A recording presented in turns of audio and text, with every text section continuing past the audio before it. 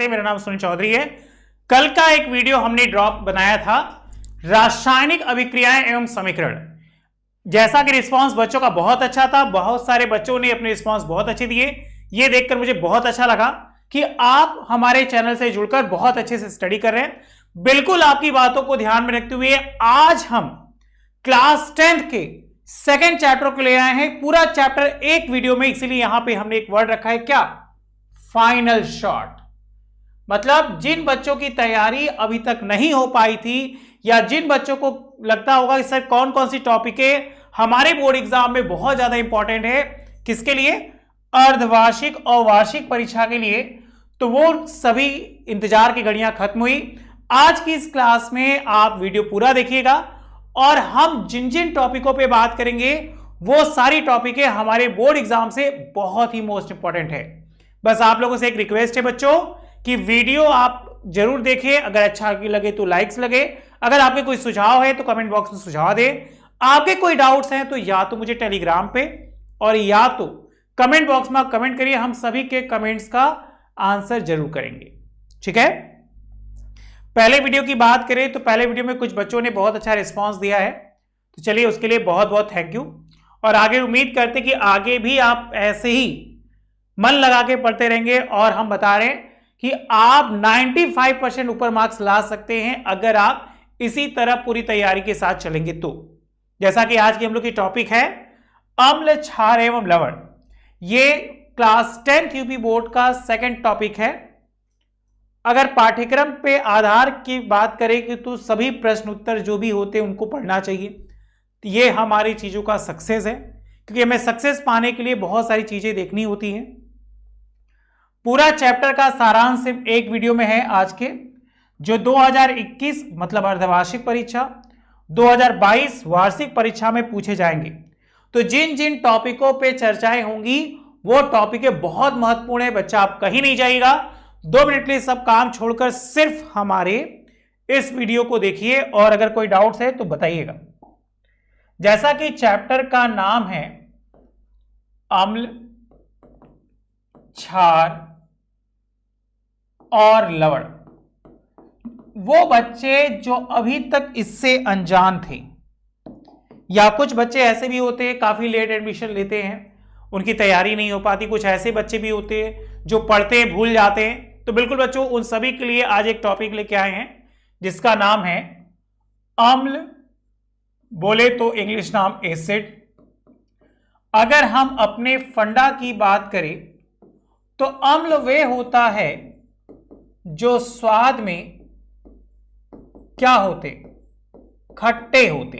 जैसे टेस्ट करेंगे तो स्वाद में क्या होगा? खट्टा होगा। स्वाद में खट्टा होगा तो क्या? अम्ल कहलाता है। उसके बाद हम बात करेंगे थोड़ा सा और आगे, तो कहा गया इसमें हाइड्रोजन आयन होता है।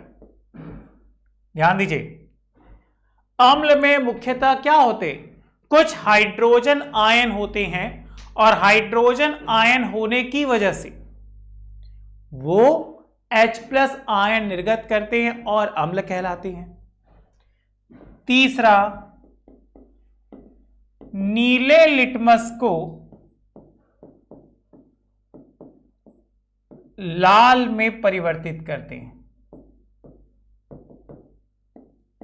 अगर इतनी पहचान आप बच्चा याद कर लीजिए तो वो सभी के सभी अम्ल कहलाएंगे। स्वाद में कैसा होना चाहिए? खट्टा होना चाहिए। उसमें क्या होना चाहिए? हाइड्रोजन आयन होना चाहिए। उसमें क्या होना चाहिए? वो नीले लिटमस को लाल कर दे। उसी तरह अगर हम आगे बात करें क्षार की, तो इससे इंग्लिश में कहते हैं बेस। जैसा कि अम्ल स्वाद में खट्टा होता है, तो ये जो है वो स्वाद में कैसे होते हैं? कड़वे होते हैं। देखिए एकदम ध्यान से, स्वाद में कड़वे हो गए। H+ आयन, तो इसमें हाइड्रोक्सिल आयन मतलब OH- आयन होता है। ये नीले लिटमस को लाल करेगा। उल्टा कर लो, लाल लिटमस को नीला करता है।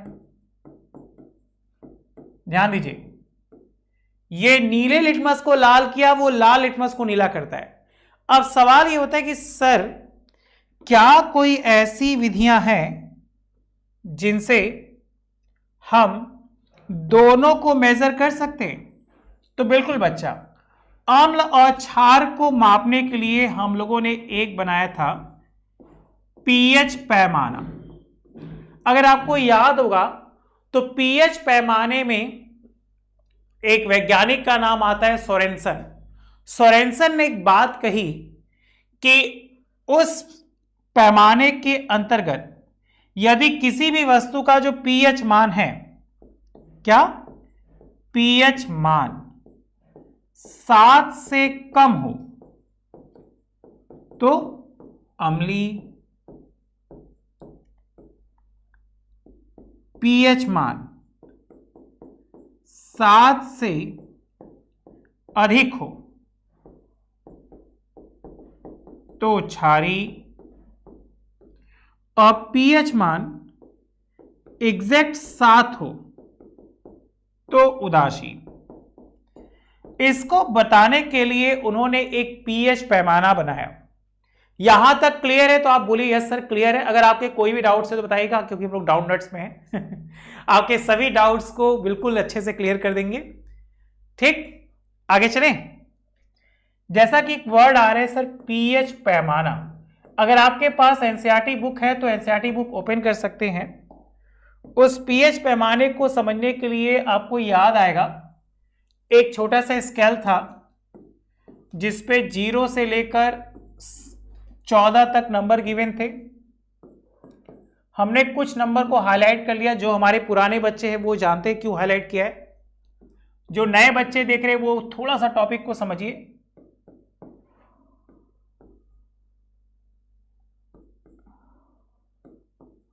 कोई डाउट्स होगा तो कमेंट बॉक्स में जरूर कमेंट करिएगा। अब हमने पाया कि 0 से 3 के बीच में जो भी आएंगे उन्हें कहेंगे प्रबल अम्ल।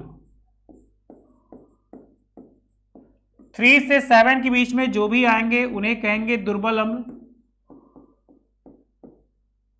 अगर एग्जैक्ट होगा तो वो विलयन जो है वो उदासीन होगा, ना तो प्रबल होगा ना तो दुर्बल होगा। 7 से 10 के बीच में आएगा तो उन्हें कहिएगा दुर्बल क्षार, और एग्जैक्ट अगर 10 से 14 के बीच में आएगा तो उसे क्या कहिएगा? प्रबल क्षार।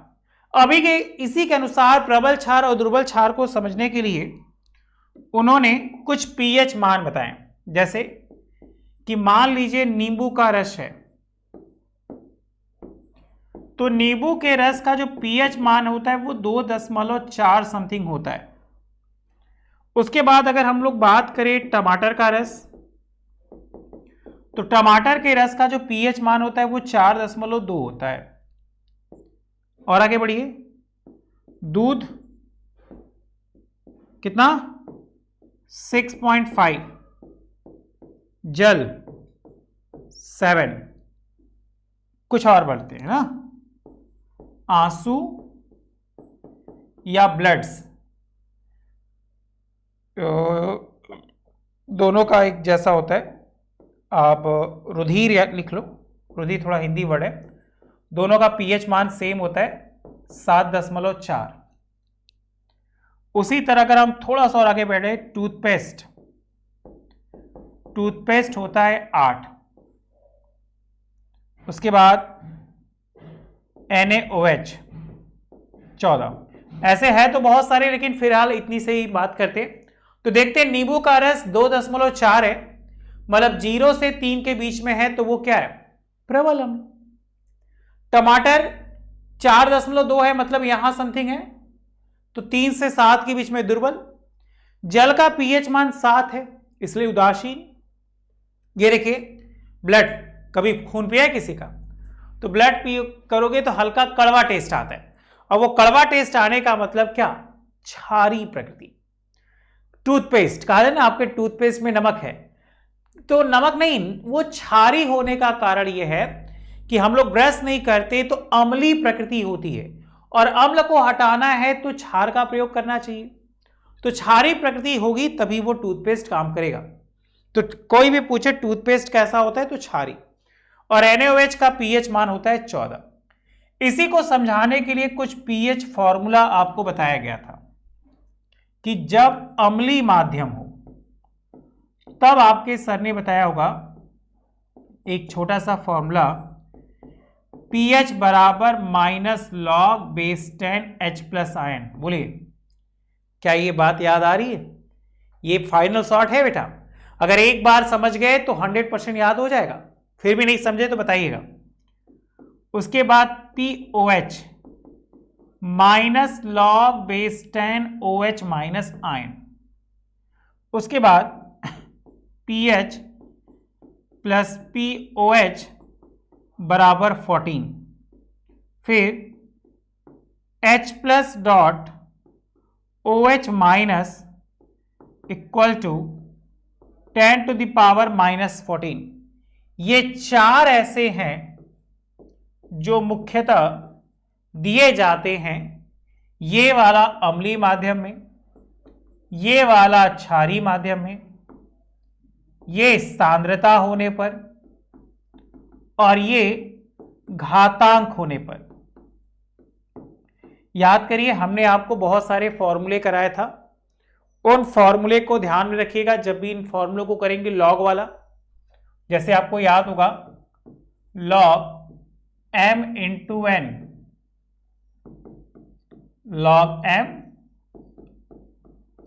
log n, बताइए दिख रहा है? दिख रहा है कि नहीं? log m into log n।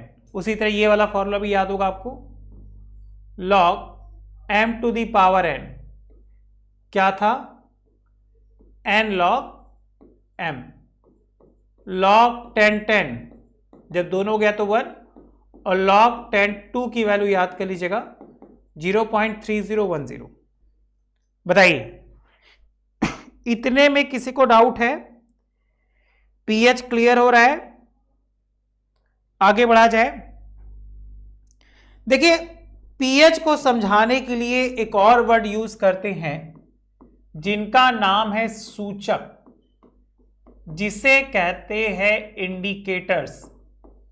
अब आपको याद आएगा ये इंडिकेटर्स कई प्रकार के होते हैं, या तो इंडिकेटर्स होते हैं प्राकृतिक, या तो होते हैं संश्लेषित, और या तो होते हैं गंधे।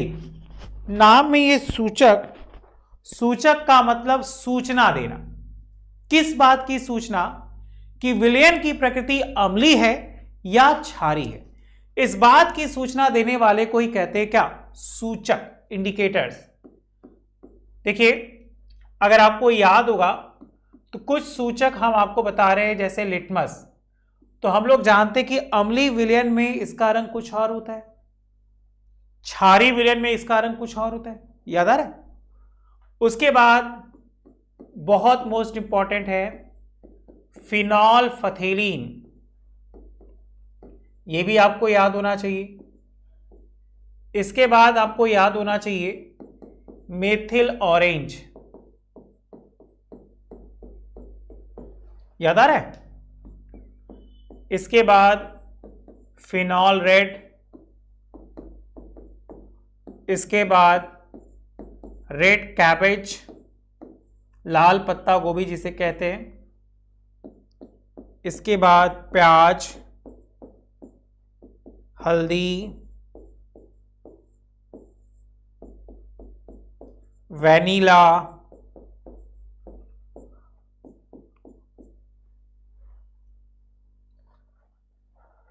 जल्दी जल्दी, मिथिल रेड। ये ऐसे सूचक हैं जिनका अम्लीय विलयन में कुछ रंग और क्षारीय विलयन में कुछ और रंग होता है। अगर ये सूचक आपको याद हो गए तो 100% आपके बोर्ड एग्जाम में आपको अच्छे मार्क्स मिलेंगे। सूचक का काम क्या है? अम्लीय या क्षारीय विलयनों की सांद्रता को व्यक्त करता है, और हमें रंग या गंध परिवर्तित करके इस बात का पता लगाता है कि विलयन की प्रकृति कैसी है, अम्लीय है या क्षारीय है। बताइए, इसको नोट कर लीजिए जो लोग नोट नहीं किए, ठीक है। सूचक के बाद अगर हम बात करें तो कहा जाता है कि क्यों इतना हम पीएच पे हुए, तो दैनिक जीवन में हम लोग के, देखिए, दैनिक जीवन में पीएच का महत्व होता है। दैनिक जीवन में पीएच के महत्व के कारण ही बदलाव होते हैं। जैसे सबसे पहला ही कारण है पीएच के कारण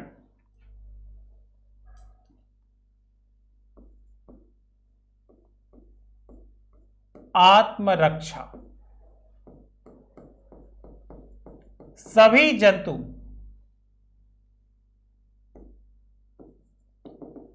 पीएच परिवर्तन के कारण खुद की क्या आत्मरक्षा कर सकते हैं। सुना होगा चींटी के डंक में फार्मिक अम्ल पाया जाता है, टमाटर में कुछ और अम्ल पाया जाता है, प्याज में कुछ और। तो आप पदार्थों में कौन कौन से अम्ल होते हैं ये तो देखेंगे। उसी तरह बहुत सारे जो जंगली जीव होते हैं या पादप होते हैं, वो सब अपनी आत्मरक्षा के लिए पीएच का प्रयोग करते हैं। दोनों में होता है,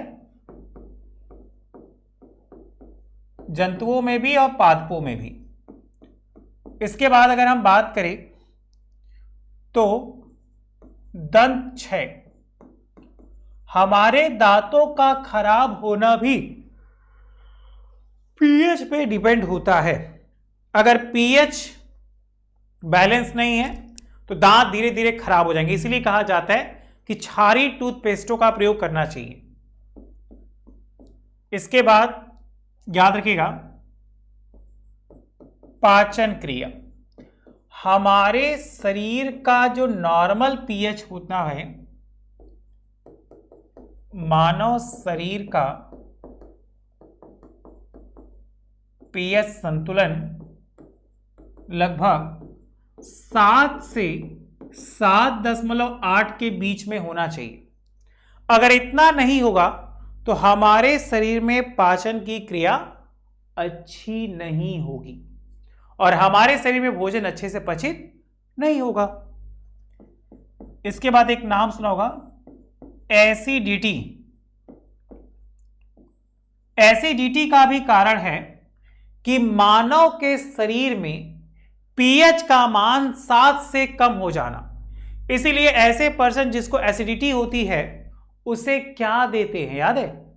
उसे दिया जाता है क्या, क्या देते हैं, याद आया? इनो।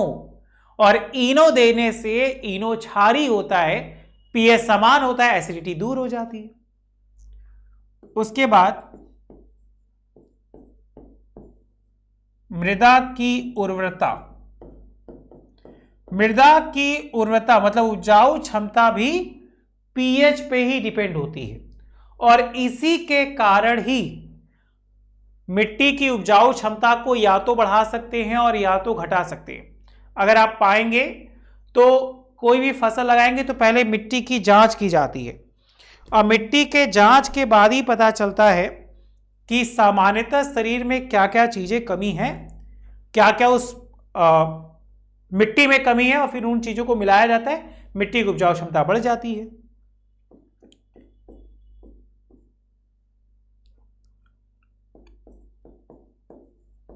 इसीलिए हमें हमेशा अपने शरीर का जो पीएच है वो संतुलन रखना चाहिए। आप देखोगे जगह जगह खुजली होने लगती है, जगह जगह दांत पड़ जाते हैं। इन दांत और खुजली होने का भी कारण यही है कि हम लोग के शरीर में स्वाभाविक रूप से पीएच का जो मान है वो बैलेंस नहीं है, इसलिए ऐसा होता है। तो उम्मीद करते हैं ये सारी चीजें आपको क्लियर हुई होंगी। अम्ल क्लियर है, क्षार क्लियर है। आइए हम बात करेंगे लवण।